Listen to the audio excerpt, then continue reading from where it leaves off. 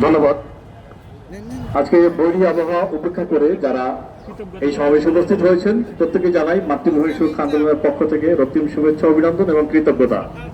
সম্মানিত উপস্থিতি, আপনারা ইতিমধ্যে জেনেছেন যে আজকে রাষ্ট্রের অত্যন্ত গুরুত্বপূর্ণ একটি বিষয় নিয়ে আমরা এই শাহবাগ চত্বরে সমবেত হয়েছি।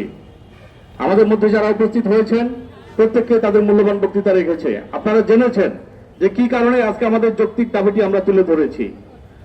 সংগ্রামী উপস্থিতি, আমরা জুলাই গণঅভ্যুত্থান পরবর্তীতে আমরা ইন্ডিয়ার দাসত্ব শিকল থেকেই শুধু মুক্ত হইতে চাই নাই, আমরা সাম্রাজ্যবাদী সকল রাজনৈতিক শক্তি থেকে আমাদের স্বাধীন সার্বভৌম বাংলাদেশকে আমরা মুক্ত করতে চেয়েছিলাম।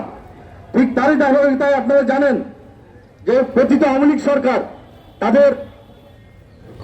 তারা বিগত 17 বছরে কি ধরনের কিছু চুক্তি করেছে, যে সকল চুক্তির মধ্য দিয়ে বাংলাদেশকে বিশেষ করে ইন্ডিয়াকে বিশেষ কিছু সুবিধা তারা প্রদান করেছে। এর পিছনে তাদের রাজনৈতিক উদ্দেশ্য ছিল, তাদের ব্যক্তিগত উদ্দেশ্য ছিল। 1997 সালে 30 লক্ষ শহীদের রক্তের বিনিময়ে আমাদের রক্তার্জিত এই স্বাধীন মানচিত্র আমরা অর্জন করেছিলাম। কিন্তু আজকে স্বাধীনতার 55 বছরে আমরা দেখতে পাচ্ছি যে বাংলাদেশের মানচিত্রের বিভিন্ন দিকে বসে বসে এই শকুনেরা যেভাবে আমাদের মানচিত্র খামচিয়ে তারা রক্তাক্ত করছে, তা নিয়ে আমরা দিন দিন সংখ্যার মধ্যে বেড়ে যাচ্ছি। আমরা তাদেরকে স্পষ্ট ভাষায় বলে দিতে চাই, দেশের স্বাধীনতার সার্বভৌমত্ব এবং দেশের গণতন্ত্র রক্ষা করার জন্য 30 লক্ষ কেন, প্রয়োজনে আমরা 3 কোটি বাঙালির রক্ত দিতে প্রস্তুত আছি ইনশাআল্লাহ।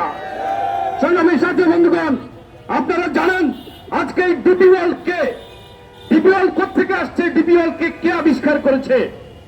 আজকে মধ্যপ্রাচ্যে বসে যারা ডিপি ওয়ার্ল্ডের নাম করে ইসরায়েলের হাতে, ইন্ডিয়ার হাতে এই যে পতিত আওয়ামী লীগ সরকার আমার দেশের এই যে হৃৎপিণ্ড চট্টগ্রাম পোর্টকে যারা তুলে দিতে চেয়েছিল, আমরা ইন্টারিম গভর্নমেন্টের তীব্র নিন্দা এবং প্রতিবাদ জানিয়েছিলাম।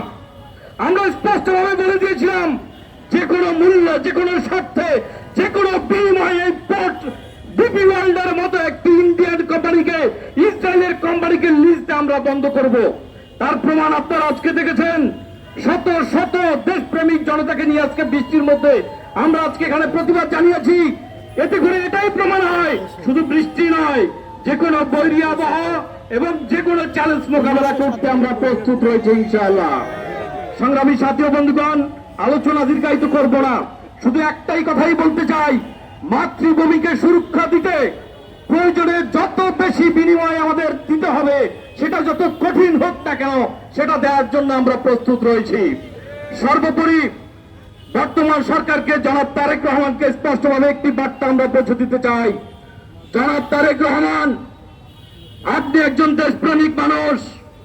জুলাই পরবর্তীতে দেশের জনগণ আপনার হাতে ক্ষমতা তুলে দিয়েছে শুধুমাত্র দেশের স্বার্থ রক্ষা করার জন্য। আজকে আপনার পাশে বসে, আপনার ডানে বামে বসে যারা আপনাকে ভুল বুঝিয়ে এই যে বিডার চেয়ারম্যানের মতো দেশদ্রোহী কর্মকাণ্ডে যারা লিপ্ত ছিল, তাদেরকে যে আপনি আসনে অধিষ্ঠিত করেছেন, তারা আপনার কাল হয়ে দাঁড়াবে অদূর ভবিষ্যতে। সুতরাং আপনাকে সাবধান করে দিচ্ছি, আপনাকে পরামর্শ দিচ্ছি, আশিক চৌধুরী কত টাকা কমিশন তিনি ডিপি ওয়ার্ল্ডের সাথে চুক্তি করেছে রাষ্ট্রীয় ইন্টেলিজেন্স মধ্য দিয়ে, তার পিছনে আপনি খোঁজ লাগান, খবর লাগান তিনি কত টাকার বিনিময়ে আমাদের চট্টগ্রামের মতো রাষ্ট্রীয় একটি সেনসিটিভ ইস্যুকে তিনি বিক্রি করে দিতে চায়। সে তার পিছনে তার উদ্দেশ্যটা কি, সে তার কার এজেন্ডা তিনি বাস্তবায়ন করছে। আমরা জানি ইন্ডিয়া যার বন্ধু তার শত্রুর প্রয়োজন হয় না।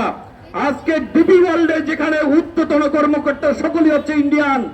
আমরা জানি যে 2019 সালে পতিত ফ্যাসিস্ট সরকার শেখ হাসিনা ইন্ডিয়ার হাতে আমাদের পোর্টকে তুলে দেওয়ার জন্য ডিপি ওয়ার্ল্ডের সাথে সর্বপ্রথম আলোচনা তিনি শুরু করেছিলেন। সেই ডিপি ওয়ার্ল্ডকে কেন আজকে আমরা জুলাই পরবর্তীতে আমাদের পোর্ট আবারও দিতে যাচ্ছি, তার আমরা তীব্র নিন্দা এবং প্রতিবাদ জানাচ্ছি।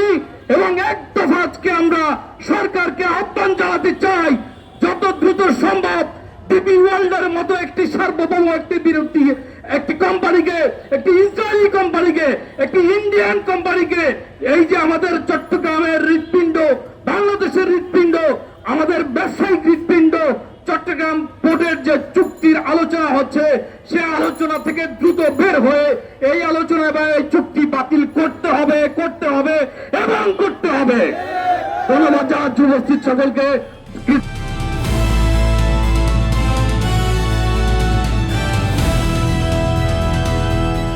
দিনাজপুর টিভি, মানুষের জীবনের কথা বলে।